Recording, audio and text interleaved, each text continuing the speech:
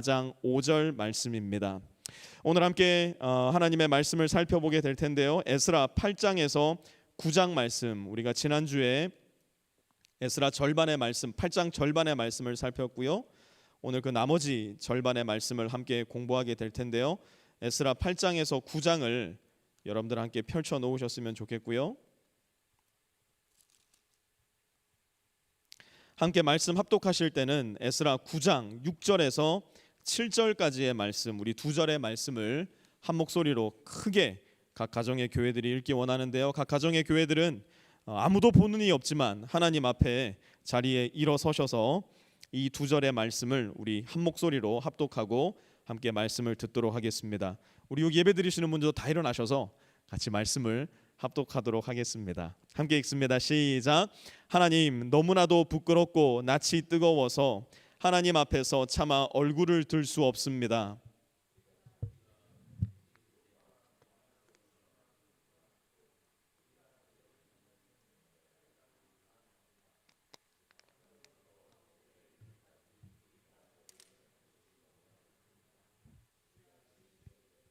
우리뿐만 아니라 우리의 왕들과 제사장들까지도 여러 나라 왕들의 칼에 맞아 죽거나 사로잡혀가게 되고 재산도 다 빼앗기고 온갖 수모를 겪었습니다. 이런 일은 오늘에 와서도 마찬가지입니다. 아멘. 자리에 다 앉아주시기 바랍니다. 지난주 우리는 포스트 코로나 시대를 준비하는 백년지 대계라는 거창한 제목의 말씀을 나누었습니다. 포스트 코로나 시대, 지금 우리가 겪고 있는 이 코비드-19으로 인한 어려움이 언제가 될지는 모르겠지만 바라기는 속히 다 지나가게 될 텐데, 이 이후의 삶을 우리는 어떻게 준비해야 될 것인가? 먼저는 가정의 신앙 교육을 이야기했었고요. 다음으로는 말씀 교육, 그리고 기도 교육에 대해서 여러분들과 함께 에스라 8장 절반의 말씀을 통해서 은혜를 나누었습니다. 특별히 각 가정의 아버지들, 남편들, 또 믿음의 가정을 이루기 원하시는 우리 청년분들에게 무게 중심을 두고 말씀을 나누었었는데요. 이번 주에도 포스트 코로나 시대를 준비하는 백년지 대계, 여전히 남아있는 세 가지 나머지 교육에 대해서 여러분들과 함께 에스라 8장에서 9장의 말씀을 걸쳐서 나누려고 합니다. 지난주에 이어서 전하는 말씀이기 때문에 포스트 코로나 시대를 준비하는 백년지 대계 네 번째 교육에 대해서부터 시작을 하도록 하겠습니다. 포스트 코로나 시대를 준비하며 우리가 준비해야 할 네 번째 교육은 바로 현실 교육입니다.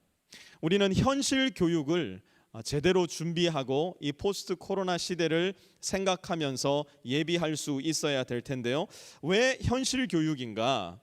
에스라는 예루살렘으로 귀환할 때 빈손으로 귀환하지 않았습니다. 3주 전에 공부했던 에스라 7장의 말씀을 보면요, 대단히 들뜬 말씀이 나옵니다. 나도 저 당사자가 되어봤으면 하는 듯한 그런 말씀이 등장을 하는데요. 에스라 7장 15절에서 16절 잠시 돌아가셔서 한번 보도록 하겠습니다. 이렇게 기록되어 있습니다. 그대는 나와 나의 보좌관들이 예루살렘에 계시는 이스라엘의 하나님께 기쁜 마음으로 드리는 은과 금을 가지고 가거라. 또한 바벨로니아의 모든 지방에서 그대가 얻을 은과 금도 가지고 가고 백성과 제사장들이 예루살렘에 있는 하나님의 성전에 바치는 자원 예물도 가지고 가거라. 아닥사스다 왕은요, 에스라의 손에 은과 금을 들려주었습니다. 또 보니까 그의 보좌관들과 바빌로니아의 모든 지방에서도 에스라의 손에 은과 금을 들려주었어요. 뿐만 아니라 자원 예물까지 거두어서 에스라에게 주었습니다. 뿐만 아니라 21절 보십시오. 이제나 아닥사스다 왕은 유프라테스강 서쪽 지방의 모든 국고 출납관들에게 명령한다. 하늘의 하나님의 율법에 통달한 학자 에스라 제사장이 너희에게 요청하는 것은 무엇이든지 어김없이 그에게 주도록 하여라. 무슨 말입니까? 지금 아닥사스다 왕이 그의 왕명으로서 SBA론을 무상으로 에스라에게 지급하여라 라고 지금 명령한 겁니다. 그야말로 무이자로 무한대 론을 에스라에게 지급해 주라고 유프라테스 서쪽 지방에 있는 총독들에게 명령한 거예요. 그야말로 탄탄대로가 에스라에게 열린 겁니다. 그런데 문제가 하나 남아 있었어요. 우리가 지난주 에스라의 기도 장면에서도 살펴보았던 것처럼 페르시아에서 예루살렘으로 돌아가는 그 길은 100이면 100 모두 도적과 강도떼들을 만날 수밖에 없는 그야말로 무법천지의 길이었다는 것이 바로 에스라가 직면하고 있는 문제였습니다. 군사가 없이는 그 누구도 함부로 오갈 수 없는 곳. 그래서 에스라는 이렇게 합니다. 24절에서 25절. 그때에 나는 제사장들 가운데서 지도급에 속하는 사람 12 곧 세레비아와 하사비아와 그들의 형제 10명을 뽑아 세우고 금과 은과 그릇들을 달아서 그들에게 맡겼다. 여러분 잘 한번 보세요. 왜 에스라는 그 많은 금을 자기가 직접 짊어지고 가지 않고 자기 주변에 있는 사람들을 자기가 눈으로 다 볼 수 있는 사람들에게 맡겨놓지 않고 이 12사람에게 귀중품을 나누어서 맡겼을까? 도둑이나 강도떼를 만나게 되더라도 혹여나 그들을 만나서 물품들을 빼앗기게 되더라도 모두가 함께 빼앗기지 않도록 현실적인 조치를 취한 겁니다.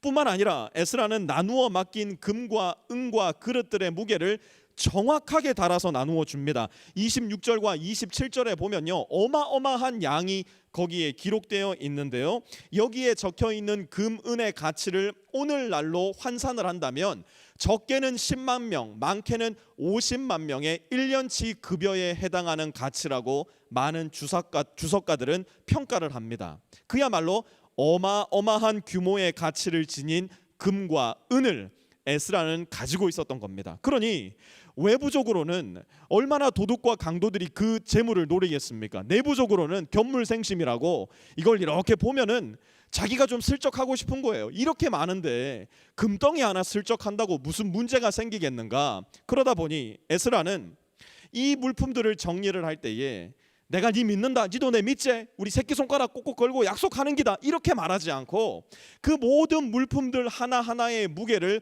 정확하게 측정합니다. 왜요? 그 누구도 개인적인 이득에 눈이 멀어서 이 물품들을 취해가지 않도록. 그리스도인들에게는 가정의 신앙 교육, 말씀 교육, 기도 교육 중요합니다. 그러나 동시에 우리에게는 현실 교육도 필요하다는 사실을 잘 기억해야 됩니다. 우리가 살아가는 이 세상은 어떤 세상인가? 우리가 나아가서 마주하게 될 이 세상의 작금의 상태는 어떠한 상태인가? 우리에게는 현실적인 감각과 지혜와 분별력 역시 필요하다는 사실이에요.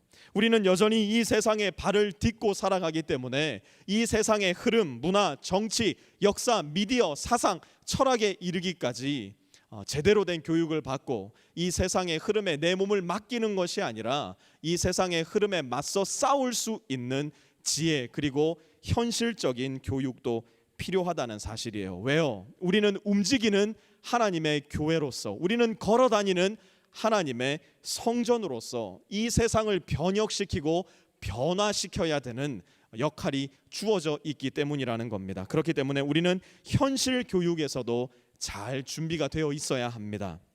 포스트 코로나 시대를 준비하는 백년지대의 5번째 교육은 바로 예배 교육입니다. 포로 격리 생활을 하던 귀한 자들이 유대 땅으로 귀환을 하자 드디어 예배가 시작이 됩니다. 하나님을 진실로 믿고 사랑하고 따르는 사람들에게 자연스럽게 내재되어 있는 본능은 바로 예배 본능이에요. 모이면 하나님을 높이고 싶고 모이면 하나님을 예배하고 싶은 것이 바로 하나님을 사랑하는 사람들의 특징입니다. 하나님께서는 그분의 백성인 유대인들에게 개인의 예배를 따로따로 드려라 라고 말씀하신 것이 아니라 처음부터 함께 드리는 공예배를 잘 교육해 주셨어요. 그렇기 때문에 이스라엘 민족들은 안식일마다 모여서 하나님께 예배드렸고 각 절기마다 모여서 하나님께 예배를 드리는데 매우 익숙했어요.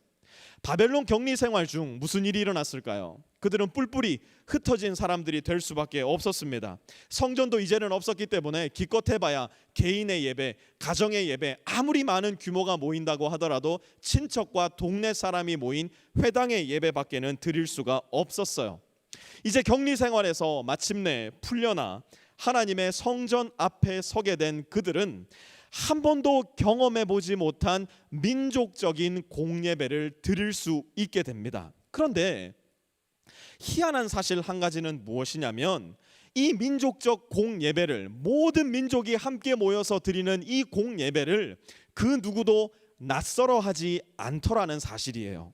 누구 하나 이게 도대체 지금 뭐 하는 짓이냐고, 지금 우리가 모여서 하는 이 예배가 무슨 의미가 있냐고, 왜 이렇게 많은 사람이 함께 모여 예배 드려야 하는 것이냐고 누구 하나 묻는 사람이 없어요. 왜 그랬을까요? 이유는 간단해요.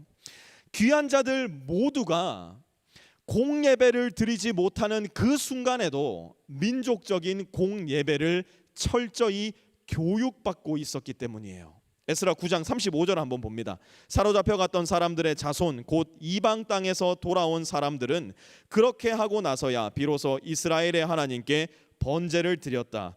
온 이스라엘을 위하여 수송아지 12마리와 수량 99마리와 어린 양 77마리를 바치고 속죄 제물로는 숫염소 12마리를 바쳤는데 이것을 모두 주님께 번제로 드렸다. 자, 여러분, 문제는 뭔지 아세요? 지금 이 예배를 드리고 있는 에스라와 에스라의 민족 유대인들은 한 번도 이렇게 예배를 드려본 적이 없었다라는 사실이에요. 왜냐? 성전이 없었거든요. 그런데 이들은 돌아와서 마치 우리는 언제나 이렇게 예배를 드렸다는 듯이 하나님 앞에 예물을 올려드리고 하나님께서 이스라엘 백성들에게 가르쳐 주신 대로 공예배를 올려드립니다. 무슨 말일까요? 비록 성전이 없었어도, 비록 선전에서 모든 민족들이 모일 수는 없었더라도 이들은 하나님께서 가르쳐 주신 예배 교육을 철저히 받고 있었다라는 사실이에요.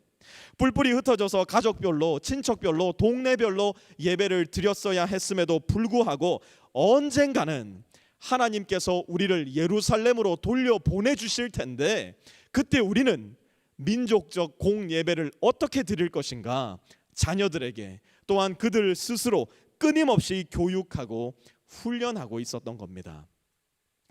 코로나는 우리에게 공예배의 기능을 상실하게 만들 수 있는 위협이 될 수도 있어요. 많은 분들이 이것을 걱정하고 염려합니다. 아마 우리는 어느새 집에서 드리는 영상 예배, 가족끼리 함께 드리는 가족 예배에 편안함을 느끼고 있을지도 모르겠어요. 신방도 줌으로 하고 라이프팀 모임도 줌으로 하고 어제는 기도회도 줌으로 해보니까요, 저는 기도에 너무너무 은혜가 되고 너무너무 하나님 앞에 기도가 잘 올라가는 것 같다는 생각이 들었었어요. 익숙해지고 있다는 이야기죠. 편한 게 좋은 거지, 그냥 이렇게 계속 예배 드리면 되는 거지 혹시라도 생각하고 계실지 모르겠어요. 그러나 사랑하는 빛의 교회 성도 여러분들, 우리는 함께 모여서 하나님께 한 목소리로 찬양하고 한 마음으로 기도하며 예배하는, 그렇게 말씀을 함께 가슴에 새기고 그 말씀으로 함께 살아가고자 다짐하는 그 일을 먼저 이곳 교회 공동체에서 연습해야 한다는 사실을 잘 기억해야 돼요. 내가 이 말씀에 순종하겠습니다 함께 나누었지만 어김없이 넘어져서 울고 있는 나를 위로해 줄 누군가가 필요하고, 그 말씀에 순종했더니 내 삶에 이러한 어려움이 있었지만 여전히 제 마음 가운데 하나님께서 주시는 알 수 없는 평안과 기쁨이 가득합니다 이야기할 때 하나님께 함께 영광의 박수를 올려드릴 수 있는 몸의 공동체, 곧 지역교회의 공동체가 필요해요. 우리는 파자마를 입고 붕 뜬 머리를 한 채로 그저 앉아 있는 교회가 아니기 때문이에요. 예수 그리스도의 보이지 않는 십자가를 각자의 삶 가운데 울머지고 내 눈에 보이는 이웃들을 향해 나아가서 나에게 먼저 베풀어 주신 그 예수 그리스도의 사랑을 나의 이웃에게 나누는, 움직이는 주의 교회, 걸어 다니는 성전된 교회가 바로 저와 여러분이라는 사실이에요. 이 일을 위해서 우리는 예배 교육을 소홀히 해서는 안 됩니다. 지금 여러분들이 드리는 그 예배, 여러분들의 자녀가 그대로 보고 배우는 겁니다. 여러분들이 누워서 예배를 드린다면 여러분들의 자녀는 우리가 믿는 하나님은 저렇게 누워서 예배를 드려도 되는 하나님이로구나 생각할지도 몰라요. 이리저리 왔다 갔다 하면서 유튜브 채널을 돌려가면서 페이스북에 들어갔다가 인스타그램에 들어갔다가 예배를 드리는 우리의 모습을 우리의 자녀들이 본다면 우리의 하나님은 이토록 사소하고 이토록 보잘것없는 신이로구나, 아이들에게 자연스러운 예배 교육이 될지도 모르겠어요. 그러나 우리가 이때에 우리의 자녀들과 함께 온 마음을 다해서 하나님께 예배드리고 우리가 믿는 하나님이 어떤 하나님인지 찬양을 통해서, 말씀을 통해서, 기도를 통해서 우리 아이들에게 증거할 수 있다면 우리 아이들과 우리 자신조차도 이 코로나 사태가 다 마무리되었을 때에 더 준비되고 더 기쁜 마음으로 예배를 드릴 수 있는, 그래서 하나님의 그 거룩한 눈에 의해서 하나하나 발견되는 예배자들로 거듭날 수 있을 거예요. 포스트 코로나 시대를 준비하는 5번째 교육, 바로 예배 교육이었어요. 마지막으로, 그러나 가장 중요한 포스트 코로나 시대를 준비하는 6번째 교육은 바로 회개 교육입니다. 에스라는 이제 9장 전체를 할애해서 민족의 죄를 하나님께 회개하는 기도를 실어 놓는데요. 먼저 에스라가 무엇을 가지고 하나님 앞에 회개하러 나아갔는가 살펴보려고 합니다. 크게 2가지를 에스라는 하나님 앞으로 가지고 나오는데요. 먼저는 우상 숭배의 죄를 하나님께 가지고 나옵니다. 9장 1절 말씀, 우리 각 가정의 교회들 또 예배당에 모여 있는 우리 예배자들 한 목소리로 읽어보도록 하겠습니다. 시작.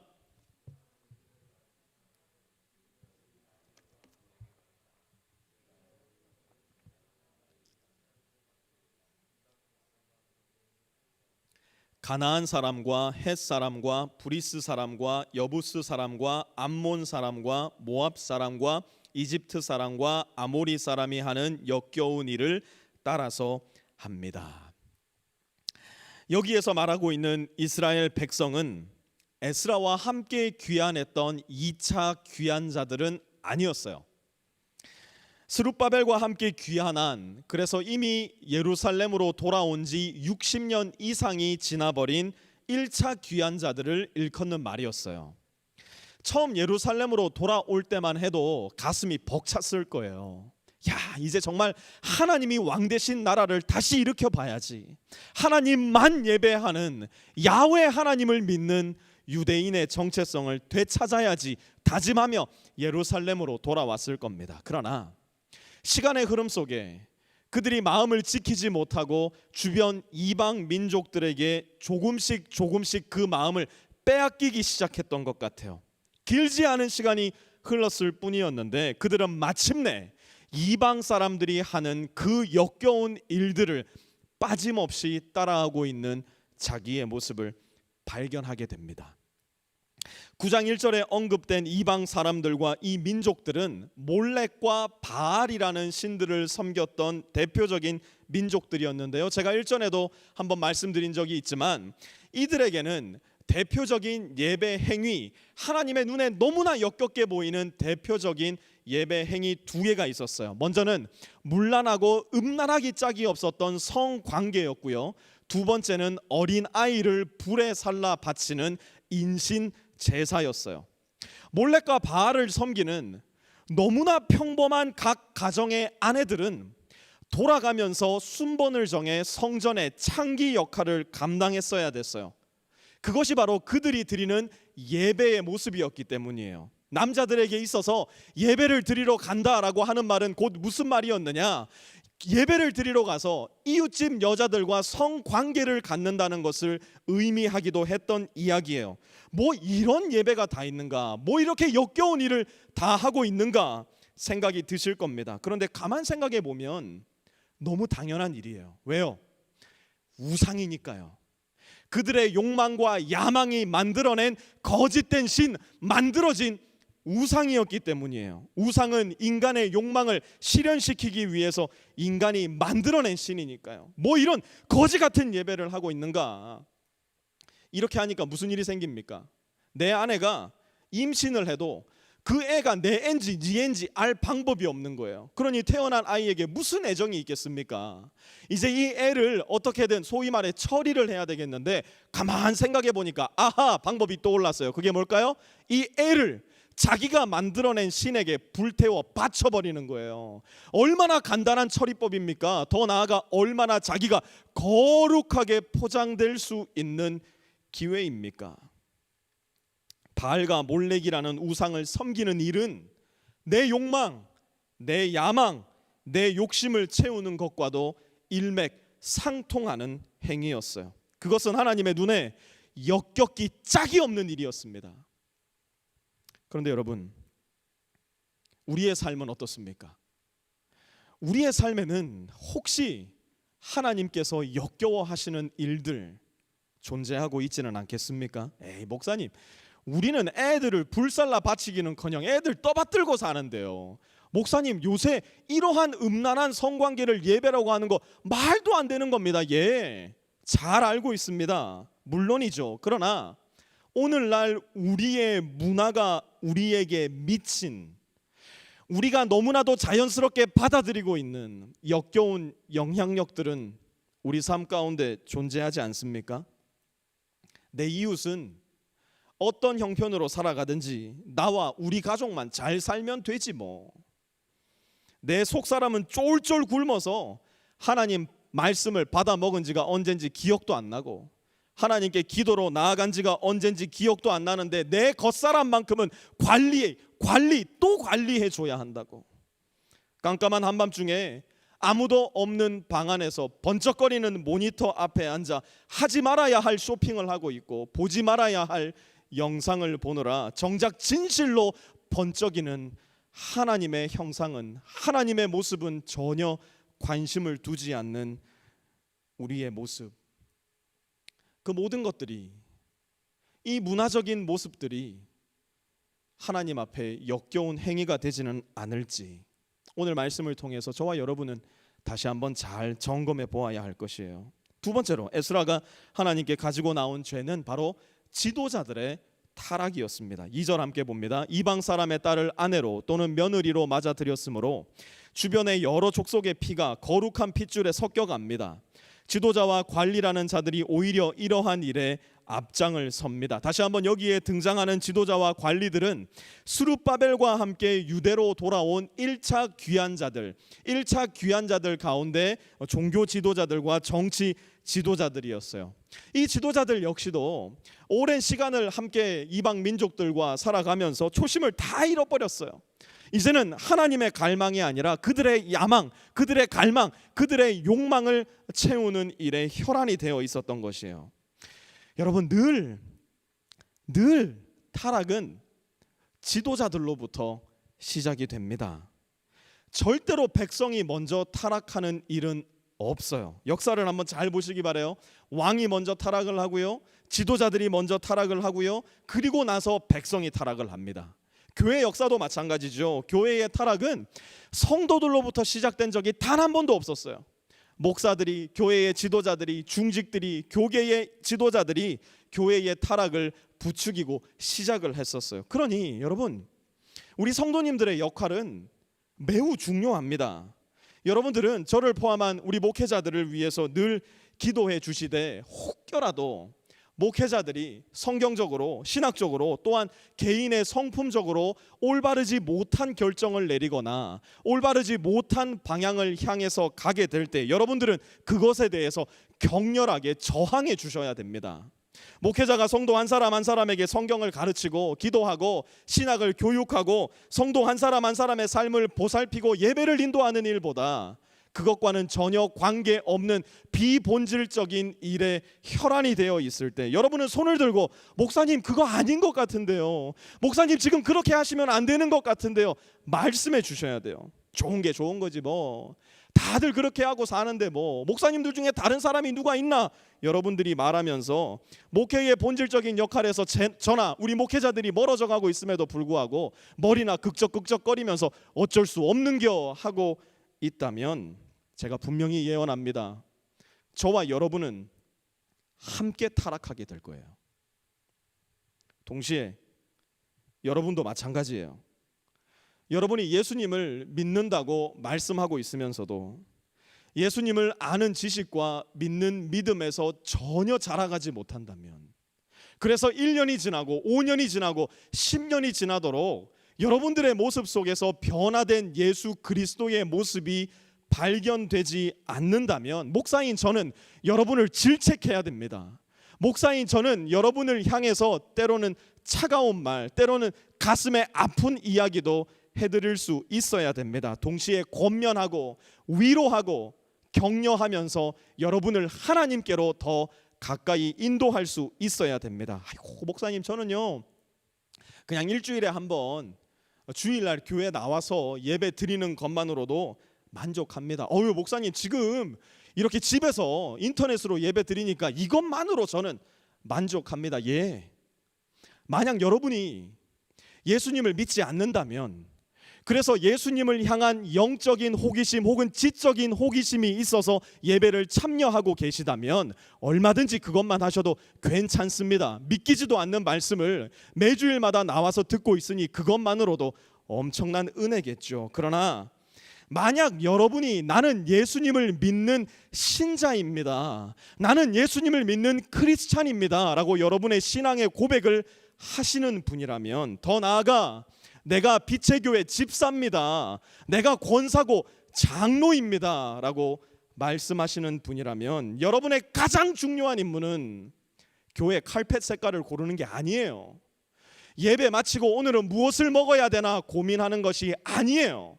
여러분의 가장 크고도 중요한 미션은 예수 그리스도를 아는 일과 예수 그리스도를 믿는 일에서 자라가는 것, 그래서 하루하루 예수님의 모습과 성품을 담는 것이라는 거예요. 목사는 여러분과 함께 그 일을 하기 위해 부르심 받은 말씀의 종이고, 여러분이 그 일을 잘 해내지 못할 때 여러분의 삶에 도전과 책망과 위로와 권면을 던져야 하는 사람이에요. 여러분, 제가 몇 차례 걸쳐 말씀드렸지만 저는 타락하고 싶지 않아요. 저는 목회의 본질적인 부분에서 단 1인치라도 멀어지는 사람이 되고 싶지 않아요.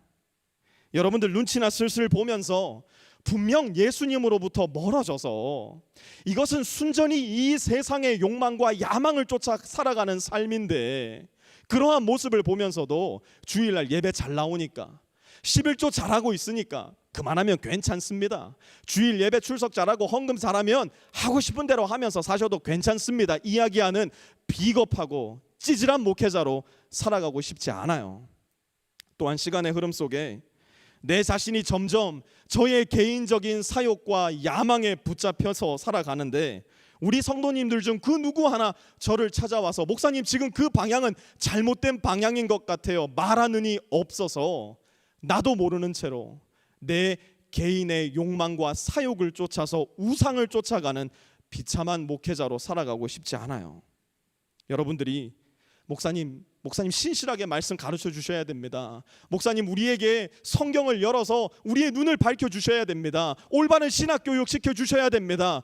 요청하실 수 있었으면 좋겠어요. 그러기 위해서는 여러분의 기도가 필요하고요, 여러분의 저항이 필요하고요, 말씀에 함께 동참해 살아가는, 말씀을 함께 배우고 그 말씀에 함께 순종해 나가는 말씀으로 하나 된 저와 여러분이 필요해요. 저를 위해 기도해 주시고 언제든지 제가 비본질적인 목회적 방향을 잡아간다라는 판단이 드신다면 꼭 말씀해 주실 수 있는 우리 빛의 교회 성도님들이 되셨으면 좋겠어요. 저 역시 여러분들 모두를 향해서 더 날카로운 영성으로, 그러나 동시에 더 따뜻한 마음으로 다가가는 목회자가 되기 위해서 팔보둥치고 하나님 앞에 기도하는 가운데 나아갈 겁니다. 에스라는 이제 이 두 가지 문제, 우상 숭배 그리고 지도자들의 타락을 놓고 기도하기 시작하는데요, 에스라의 기도를 한번 그대로 읽어가면서 살펴보려고 합니다. 먼저 에스라는 우리의 죄를 고백합니다. 에스라의 회개기도 첫 번째는 우리의 죄 고백입니다. 6절 한번 보십시오. 하나님, 너무나도 부끄럽고 낯이 뜨거워서 하나님 앞에서 차마 얼굴을 들 수 없습니다. 우리가 지은 죄는 우리 스스로가 감당할 수 없을 만큼 불어났고 우리가 저지른 잘못은 하늘에까지 닿았습니다.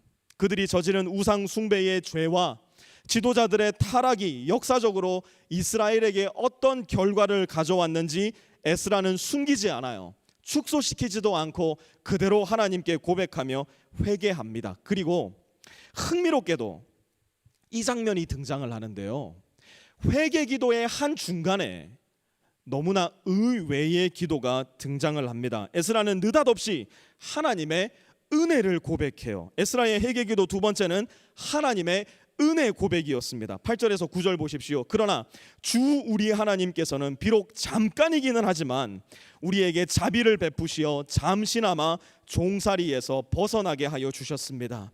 또 우리에게 용기를 주셔서 하나님의 성전을 다시 쌓아 올리게 하시어 유다와 예루살렘에서 우리가 이처럼 보호를 받으면서 살아갈 수 있게 하셨습니다. 에스라는 그의 회개 기도 속에 하나님께서 그들에게 베풀어 주셨던 은혜의 역사를 말하기 시작해요. 그들의 범죄함 속에서도, 그들의 타락함 속에서도, 그들의 죄악 속에서도 하나님께서는 여전히 그들을 향해서 은혜를 베풀어 주신다고 고백합니다. 우리의 회개 기도 속에 우리가 빼먹지 말아야 할 기도, 그것은 바로 하나님의 은혜와 자비하심을 고백하는 일이에요.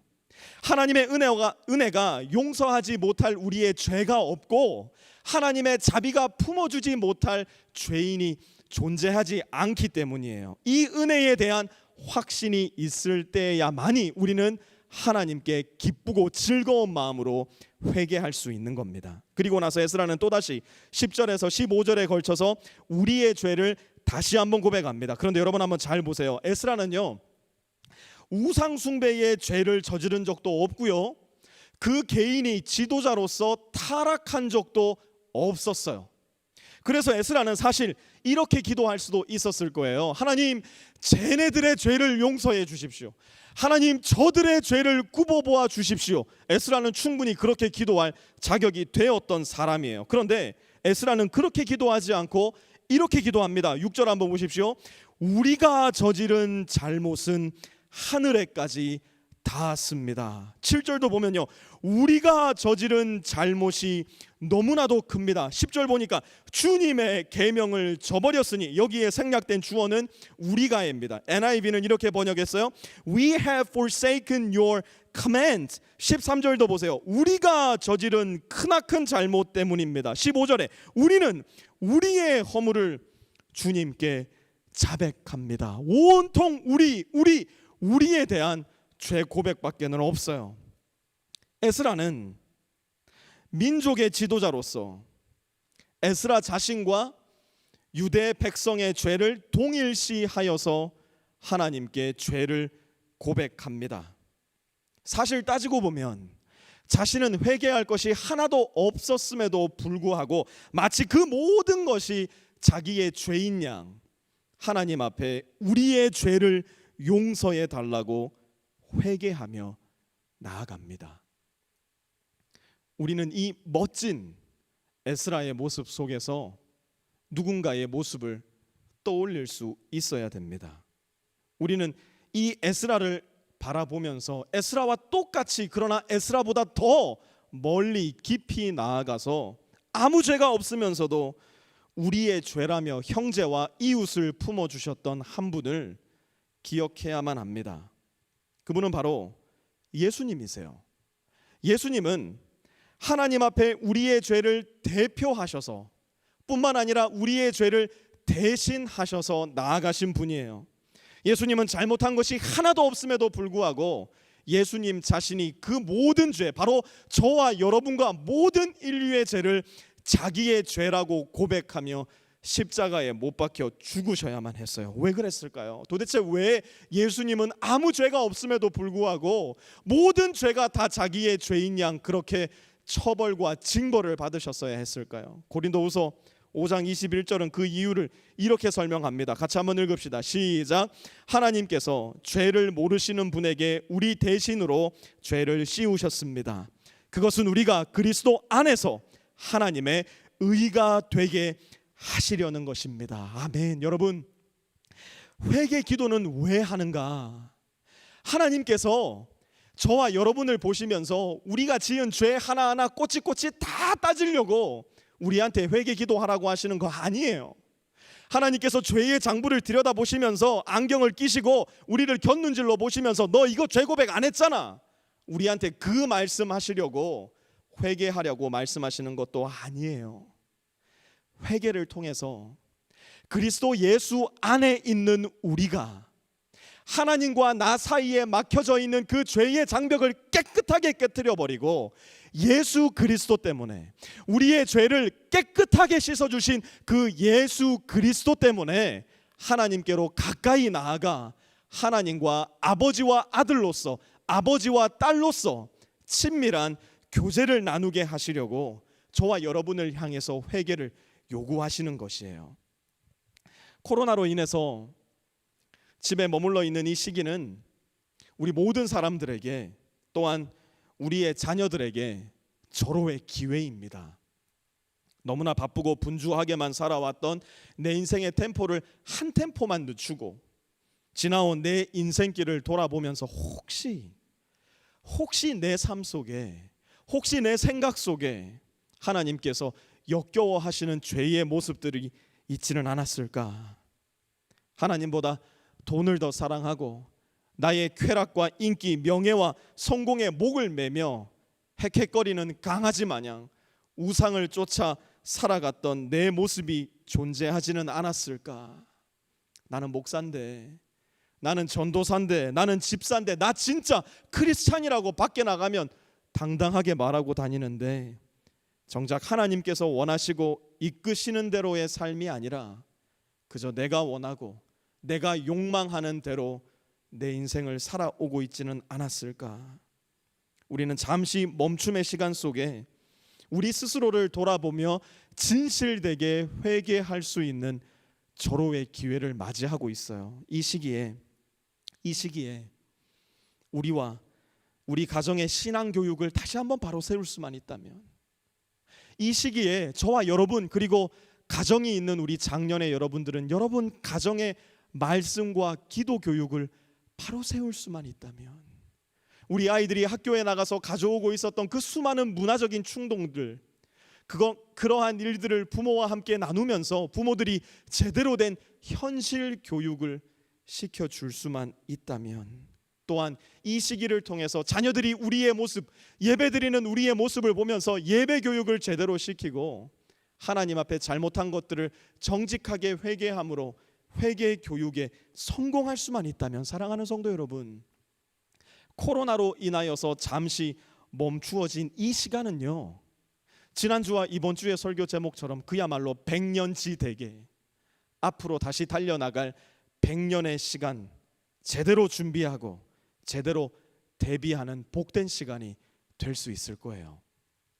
가정, 말씀, 기도, 현실, 예배, 그리고 회개의 교육을 하나하나 잘 점검하고 보수함으로 인해서 앞으로 우리 앞에 펼쳐질, 앞으로 우리 자녀들 앞에 펼쳐질 포스트 코로나 시대 100년을 든든히 준비할 수 있게 되기를, 그래서 우리 모두가 하나님의 걸어다니는 성전으로서, 또한 우리 주 예수 그리스도의 움직이는 교회로서 하루하루 하늘의 뜻이 우리의 삶을 통해 이 땅에 이루어지는 그 황홀함을 경험할 수 있게 되기를, 하늘과 땅이 손에 손을 맞잡고 함께 기뻐하는 일들이 저와 여러분의 삶을 통해서, 우리의 가정들을 통해서 이루어질 수 있기를 우리 구주 예수 그리스도의 이름으로 축원합니다.